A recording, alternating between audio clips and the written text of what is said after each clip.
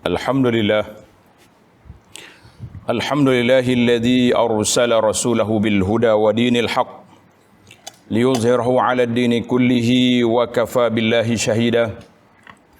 Asyhadu an la ilaha illallah wahdahu la syarika lah wa asyhadu anna Muhammadan 'abduhu wa rasuluh. Allahumma salli wa sallim wa barik ala 'abdika wa rasulika Muhammad wa ala alihi wa sahbihi wa man sar ala nahjihi wahtada bihadihi wastanna bisunnati ila yaumiddin, amma ba'd. Fa ya ibadallah ittaqullaha haqqa tuqatih wa la tamutunna illa wa antum muslimun wa'tasimu bihablillahi jami'a wa la tafarraqu. Sidang jamaah yang dihormati dan dikasihi sekalian, hendaklah kita sentiasa bertakwa kepada Allah Azza wa Jalla, kerana dengan takwa wa man yattaqillaha yaj'al lahu makhraja. Siapa yang bertakwa, Allah Taala akan buka jalan kelepasan baginya. Siapa dia yang bertakwa, Allah SWT akan beri kepada dia apa yang dikehendakinya. Dan siapa yang bertakwa, Allah Subhanahu wa taala akan selamatkannya di dunia dan juga di akhirat. Alhamdulillah, pada hari ini setelah mimbar kita ini 2 bulan membisu, maka kita diberi peluang untuk salat Jumaah kepada beberapa orang jamaah. Jadi alhamdulillah, sebelum salat Jumaat kita adakan khutbah yang ringkas ini untuk saya memperingatkan diri saya sendiri dan para jemaah, dan juga kepada semua para penonton yang berada di mana saja di atas dunia ini. Mudah-mudahan Allah Ta'ala beri manfaat kepada kita dengan nasihat, walaupun sedikit, tetapi biarlah ia berkaitan dengan kehidupan kita. Yang pertama sekali nasihat yang diberi, iaitulah sebagaimana Allah Ta'ala peringatkan, ya ayyuhalladzina amanu taqullah, wahai orang yang beriman, bertakwalah kamu kepada Allah. Nabi SAW juga telah melafazkan kalimat ittaqullah, adalah kamu bertakwa kepada Allah. Dan para fuqaha telah menyusun di dalam syarat-syarat khutbah mesti ada al-wasiyatu bi taqwallah, wasiat supaya bertakwa kepada Allah Azza wa Jalla. Para jemaah sekalian, kita berada di saat ini, kita telah melalui hari Ramadan dalam suasana PKP. Kita juga melalui hari raya dalam suasana PKP. Maka saya sebut di sini sebagai peringatan kepada kita semua, dan juga untuk catatan ahli-ahli sejarah dan anak cucu cicit kita nanti, bahawa kedatangan suatu virus yang terkenal dengan nama virus corona. Virus ini akhirnya dikenali dengan nama COVID-19. Kedatangannya makhluk yang halus ini telah merubah banyak perjalanan hidup manusia. Yang dulunya kalau Ramadan meriah kita, masjid-masjid penuh, tetapi di saat ini masjid tidak dapat dihadiri kecuali beberapa orang. Maka bertarawihlah kita di rumah kita, Masya Allah, Tabarakallah. Ini di antara hikmah di sebalik perkara yang kita tidak tahu. Ramai orang yang belum pernah jadi imam setelah dapat menjadi imam. Ramai orang yang tak habis tarawih, sekarang ini habis kerana dia bertarawih di rumah dia, mengikut bilangan rakaat yang dia nak. Masya Allah, Tabarakallah. Kemudian di akhir Ramadan, kita diberi kelonggaran untuk solat Jumaat. Ada masjid kata 4 orang, ada 12, ada 30. Kita mengatakan keluasan syarak yang kita belajar sebelum daripada ini dapat kita merealisasikan dalam kehidupan masyarakat. Bahawa kata-kata ulama, ikhtilafu ummati rahmah, perbezaan pandangan di kalangan umat aku itu satu rahmat. Ini dapat direalisasikan dalam suasana yang terdesak seperti ini. Maka kita mengatakan ini satu rahmat yang telah dianugerahkan kepada kita. Kemudian kita berada di rumah, banyak perkara yang dapat kita buat. Kita dapat mengenali keluarga kita, dapat mendidik keluarga kita. Bahkan semua jual beli dalam talian online dan sebagainya. Perkara-perkara sebut yang belum pernah berlaku. Banyak benda yang berlaku di zaman kita ini. Kita mengatakan ja'a corona wa taghayyaratil alam. Datangnya virus corona, berubahnya suasana dunia. Orang yang duduk bebas ke sana sini terpaksa duduk di rumah. Orang yang kita dulu berbebas berada di masjid, beriktikaf, sekarang ini berada di rumah. Dan kita kena ingat, satu lorong Allah Ta'ala tutup untuk kita mendekatkan diri kepadanya, tetapi Allah Ta'ala buka turuqat, lorong yang sangat luas. Lorong yang kita ditutup iaitulah lorong berjalan ke masjid. Nak pergi masjid tak boleh. kerana tidak boleh berkumpul. Tetapi para jemaah sekalian, lorong untuk kita mendekatkan diri kepada Allah Azza wa Jalla sangat luas. Di antara lorong solat, kita boleh solat di mana saja kita berada.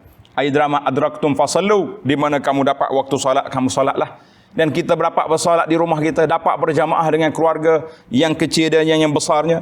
Dan dapat lorong baca Quran, tidak ada siapa yang menghalangnya. Corona tidak menghalang kita. Lorong untuk kita berzikir, kita selawat ke atas Nabi SAW, tidak ada yang menghalang. Lorong untuk bersedekah bagi orang yang ada kemampuan, tidak ada halangan. Dan pintu-pintu kebajikan kepada orang yang memerlukan juga telah luas, diberi oleh pihak kerajaan, oleh pihak NGO, oleh pihak Al-Muhsinun. Kita mengatakan Masya Allah, Allah tutup kepada kita satu lorong, tetapi dibukanya lorong-lorong yang lain tidak tertutup. Cuma di atas kita, sama ada kita nak masuk lorong ini ataupun tidak. Maka kita mengatakan corona datang, telah mengubah jalan hidup manusia, mengajar kepada kita erti bagaimana kita beribadat kepada Allah SWT itu dalam perkara yang sangat mudah, yang sangat simple. Tuan-tuan mampu melakukannya, Alhamdulillah, ada yang sudah pandai jadi imam. Alhamdulillah, ada yang sudah kekal solat berjamaah bersama keluarga. Dan ada yang SMS pada saya, dia kata, Ustaz, rasa seronok pula dapat solat berjamaah. Kita kata hati-hati, keseronokan itu jangan terbawa-bawa sehingga selepas PKP nanti ada orang tak nak pergi masjid dah, sebab dia dah pandai jadi imam, dia dah pandai zikir lepas solat, dia sudah pandai duduk berjamaah bersama keluarga, sudah seronok pula kita mengatakan la. Apabila selesainya PKP, kembalilah kamu ke rumah-rumah Allah, khususnya bagi kaum laki-laki. Jangan sekali-kali duduk tunggu rumah lagi setelah tidak ada halangan, tidak ada sekatan, kita kembali ke rumah Allah Azza wa Jalla. Maka kita kena ingat, ini muakkad. Allah nak didik kita. Allah nak suruh kita sedar. Sebagaimana kata Zurghiban tazdad hubban. Ziarahlah kawan kamu itu jarang-jarang sekali, jangan pergi setiap masa, kerana dia menambahkan keeratan. Maka terhalangnya kita 2 bulan daripada sampai ke masjid, bermakna peluang untuk kita muhasabah diri. Kenapa Allah sekat aku daripada pergi ke masjid? Kenapa Allah tidak izinkan aku melangkah ke masjid? Apakah dengan sebab corona? Apakah dengan sebab dosa kita? Apakah dengan sebab yang kita buat sehingga Allah hantar mari bala yang kecil ini yang menyebabkan rumah-rumah Allah Ta'ala ditutup? Kita mengatakan di antara rahmat Allah Subhanahu Wa Ta'ala, kedatangan corona telah menutup pusat-pusat maksiat. Kedatangan corona telah menutup pusat-pusat hiburan, pusat-pusat judi dan sebagainya. Tetapi bagi kita orang yang beriman, kedatangan corona juga telah menutup tempat-tempat ibadat, rumah-rumah kita, rumah-rumah Allah, disebabkan dosa kita. Maka disinilah peluang untuk kita bermuhasabah. Disinilah peluang untuk kita sentiasa menggilapkan iman kita bahawa penyakit yang datang ini dengan sebab apa yang dibuat oleh manusia. Allah Subhanahu Wa Taala tidak datang satu-satu penyakit kecuali dengan sebab apa yang dibuat oleh manusia. Maka di sini saya menyebut beberapa poin sahaja secara ringkas untuk kita sama berfikir. Yang pertama sekali, ta'un, penyakit-penyakit, dan bukanlah satu perkara yang baru. Dia sudah berlaku di zaman-zaman dulu, sebagaimana telah disebut oleh Ibnu Khaldun, sebagaimana telah disebut oleh Ibnu Katsir, dan telah disebut dalam hadis Nabi sallallahu alaihi wasallam akan berlaku mati beramai-ramai di akhir zaman nanti. Maka kita mengatakan wabak itu sudah ada. Yang kedua, wabak ada kalanya dengan sebab perbuatan manusia, sebagaimana kata Nabi sallallahu alaihi wasallam, lam tazharil fahishatu fi qaumin qattu hatta yu'linu biha. Mereka berani buat maksiat dan mereka mengiklankan maksiat illa fasha fihimut ta'un wal auja', maka ketika itu akan datanglah penyakit ta'un dan juga wabak-wabak yang belum pernah berlaku sebelum daripada itu. Termasuklah corona ini belum pernah berlaku mungkin di zaman dulu, tapi sudah ada di zaman kita. Maka para jemaah sekalian, kata di Ibnu Abbas radhiyallahu anhuma, ma zaharal baghyu fi qaumin qattu illa zahara fihimul mutan. Tidak berlakunya kejahatan dalam mana-mana kaum, maka akan berlakulah bencana yang menyebabkan mati beramai-ramai. Allah Ta'ala sebut dalam surah Asy-Syura, a'udzubillahi minasyaitonirrajim, wa ma asabakum min musibatin fa bima kasabat aydikum wa ya'fu an katsir. Tidak menimpa ke atas kamu satu-satu bencana kecuali dengan sebab kerja buat yang kamu buat, dan yang Allah Ta'ala maaf banyak lagi. Kalau Tuhan ambil segala perkara, menasaya kita tidak akan bergerak ke sana ke sini. Pada penjamaah yang ketiga, kita kena yakin bahawa setiap penyakit itu Allah Ta'ala tidak turunkan penyakit illa ma'hu syifa, kecuali di sana adanya penawar. Cuma kita belum jumpa lagi penawar COVID ini. InsyaAllah kita doakan pada waktu-waktu yang mustajab supaya kita sentiasa Allah SWT akan hantar mari kepada kita ubat penawar yang akan menghilangkan penyakit yang menakutkan dunia ini. Maka kita mengatakan ketakutan itu biarlah berpada-pada. Sebagaimana isu yang keempat, bahawa virus corona ini perkara yang tak nampak, menyebabkan kita banyak berhati-hati. Nak salam orang tak berani, nak pergi tempat orang ramai tak berani, nak pergi tak berani. Maka kita kena buat perkara yang kita yakin ada virus ini, kita tak berani nak buat. Tetapi yang betul-betul kita yakin bahawa di hadapan kita ada hisab, di hadapan kita ada azab, berani pula kita langgar perintah Allah Azza wa Jalla. Kenapa dengan corona kita sangat takut? Tapi kenapa kita dengan Allah Azza wa Jalla kita berani? Maka disitulah tahap keimanan kita, parameter iman kita kena ukur. Kalau kita tak berani dengan makhluk yang kecil, bagaimana kita berani dengan berhadapan dengan ancaman, dengan azab yang telah disediakan oleh Allah Azza wa Jalla kepada makhluk yang melanggar perintah-perintah Allah Azza wa Jalla?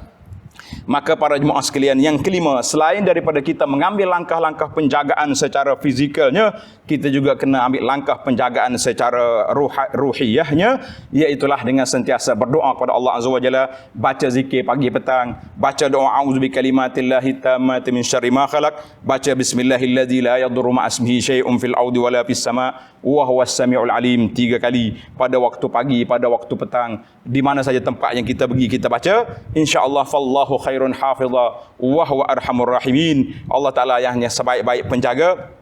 Maka ini yang terakhir pesanan saya, sebagaimana bahayanya tersebar virus corona, bahaya juga menyebarkan isyaat, menyebarkan berita-berita yang tidak betul. Hari ini penulis-penulis blogger-blogger, ahli-ahli Facebook, ahli-ahli apa saja, tidak PKP, tangan mereka tidak dikawal. Mereka duk tulis perkara-perkara yang boleh memporak-perandakan keharmonian masyarakat. Mereka duk jual apa saja yang ada. Kita mengatakan PKP lah tangan anda. Jangan duk tulis, jangan duk share, jangan duk sebar segala perkara yang kita tak tahu. Nanti kita akan berhadapan dengan bencana yang lebih besar. Kata Nabi SAW, kafa bil mar'i kadziban an yuhaddis bi kulli ma sami'. Cukuplah seorang itu dianggap sebagai pembohong, pendusta kalau dia bercakap, dia cerita apa yang dia dengar, semua benda hak dia dengar, dia cerita belaka. Macam zaman kita ini, semua benda hak kita jumpa, kita forward belaka. Asalkan dalam grup kita ada 10 grup masuk berita-berita tak betul. Kata di Syekh Abdul Rahman bin Mahdi rahimahullahu ta'ala, la yakunur rajul imaman yuqtada bihi.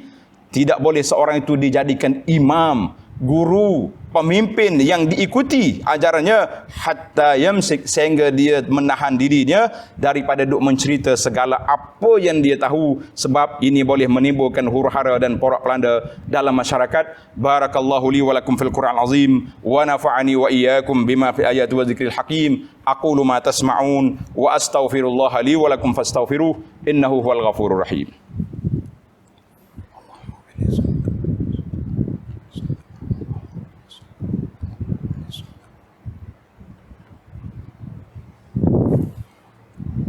Alhamdulillah. Alhamdulillahilladzi hadana li hadza wa ma kunna linahtadiya laula an hadanallah. Asyhadu an la ilaha illallah wahdahu la syarika lahu wa asyhadu anna Muhammadan abduhu wa rasuluh. Allahumma salli wa sallim ala abdika wa rasulika Muhammad wa ala alihi wa sahbihi ajma'in. Amma ba'd, fa ya ibadallah ittaqullah. Wahai hamba-hamba Allah Ta'ala, sentiasalah bertakwa kepada Allah Azza wa Jalla. Tinggalkanlah perkara-perkara yang tidak baik, tinggalkanlah perkara maksiat dan mungkar, tinggalkanlah perkara-perkara yang dilarang oleh Allah Azza wa Jalla. Kembalilah kita bersimpuh di hadapan Allah, sentiasa bermunajat kepada Allah. Ya Allah, terimalah amal-amal kebajikan yang kami lakukan di bulan Ramadan. Ya Allah, terimakanlah segala perkara baik yang telah kami lakukan. Ya Allah, ampunkan dosa kami dan doa ibu bapa kami. Jadikan kami termasuk di kalangan hamba-hamba-Mu yang telah disenaraikan, yang dibebaskan daripada api neraka. Itulah doa kita. Dan jangan lupa, kita doakan supaya Allah Ta'ala buka balik pintu rumah-rumahnya dan diangkatkan virus corona ini, ya Arhamar Rahimin. Para jemaah sekalian, sentiasalah kita berselawat ke atas Nabi sallallahu alaihi wasallam kerana perintah Allah dalam Al-Quran, innallaha wa malaikatahu yusalluna 'alan nabi ya ayyuhallazina amanu sallu 'alaihi wa sallimu taslima. Allahumma salli 'ala Muhammad wa 'ala ali Muhammad kama sallaita 'ala Ibrahim wa 'ala ali Ibrahim wa barik 'ala Muhammad wa 'ala ali Muhammad kama barakta 'ala Ibrahim wa 'ala ali Ibrahim fil 'alamin innaka Hamidum Majid.